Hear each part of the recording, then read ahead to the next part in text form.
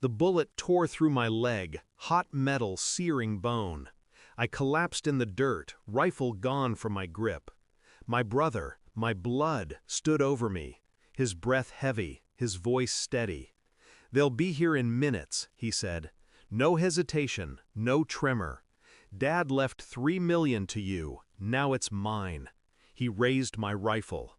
A single shot into my thigh. Not to kill, to keep me here, to bleed me out.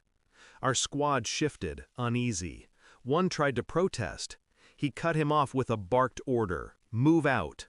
Their boots faded into the trees. I lay there, dirt filling my mouth, the taste of betrayal sharper than blood. The world narrowed, fading. Then, static, a crackle on the radio. My son's voice. "Dad, I heard everything. Uncle sold you out. I'm on my way for your extraction. Hold on." The darkness paused. A pulse of clarity cut through. I wasn't finished. Not yet. Pain anchors you in strange ways. The wound kept me conscious, but it wasn't the flesh that burned. It was the memory of his face. Calm, cold. My own brother calculating my death like a line item. Money had been a shadow between us since childhood. He resented the will. I brushed it aside, blind to the rot. Now the rot had teeth. In the distance, gunfire echoed, not close, not far enough. His orders driving my men further from me, deeper into his control. The truth wasn't just greed, it was power. He didn't want my share, he wanted me erased. Voice silenced, memory buried. For years I thought we carried each other through the mud, the fire, the endless nights. But loyalty was just a costume he wore until inheritance stripped it away. And now, his betrayal wasn't secret. My son had heard. The one voice I could trust. The one thread that kept me tethered. Still, the thought carved at me. How deep did this go? Hours blurred. Blood loss slowed me, but clarity sharpened. My son's voice guided me through.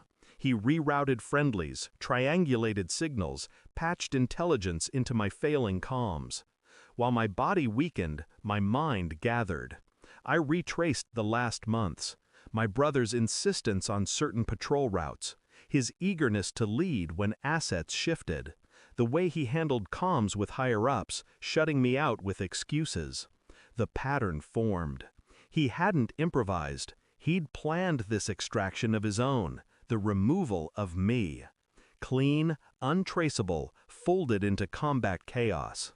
I dug into the sat phone logs. My son had intercepted them, patched them to me. Private calls at odd hours. Not command, not supply. Financial advisors, lawyers. Paperwork lined up like soldiers in formation. He was ready to step over my body before it hit the ground. The silence between transmissions pressed in. My son didn't speak often, but when he did, it cut like glass. "Dad, you know what you have to do." Extraction came in the dead of night. My son's hands dragged me from dirt to stretcher, from stretcher to flight. The world outside blurred. Inside, his eyes burned with the same fire I once carried. In the hospital cot, I pieced it together. Documents, financial trails, emails routed through encrypted servers, but not clean enough.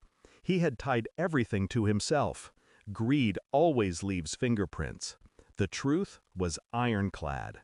He hadn't just abandoned me, he'd staged my death before it happened. Insurance claims, bank authorizations, even falsified mission reports drafted but unsent.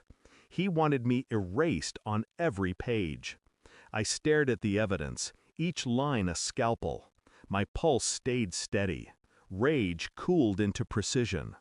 Weeks later, I walked into the tribunal. My cane tapped against the floor, steady rhythm echoing in the sterile chamber. He sat across the room, crisp uniform, eyes wide when he saw me alive. I didn't look at him, not once. I handed over the file, the sat phone recordings, the forged papers, the financial trails leading straight to his accounts. His face drained, his mouth opened, shut, opened again, no words formed. I stood silent as the gavel fell. His voice broke, but mine never rose. The more he shouted, the smaller he became, because I wasn't arguing, I wasn't accusing, I was proving, and proof is the sharpest weapon. The verdict stripped him of rank, of pension, of freedom. 3 million gone, reputation shattered. I didn't watch him led away. I had no need. In the silence of my quarters, Cain resting beside the bed, I let the weight settle. He was my brother once, my sergeant, my blood. But betrayal had cut deeper than any bullet. I felt no victory, no triumph, only clarity. Family is not who shares your name, it's who refuses to leave you bleeding in the dirt. And when my son walked in, silent, steady, I knew who my true blood was. I gave him a single nod, nothing more, because words are wasted on ghosts. Thanks for watching. Don't forget to like, share, and comment. Subscribe now to Cheating Stories Insight World for more amazing stories.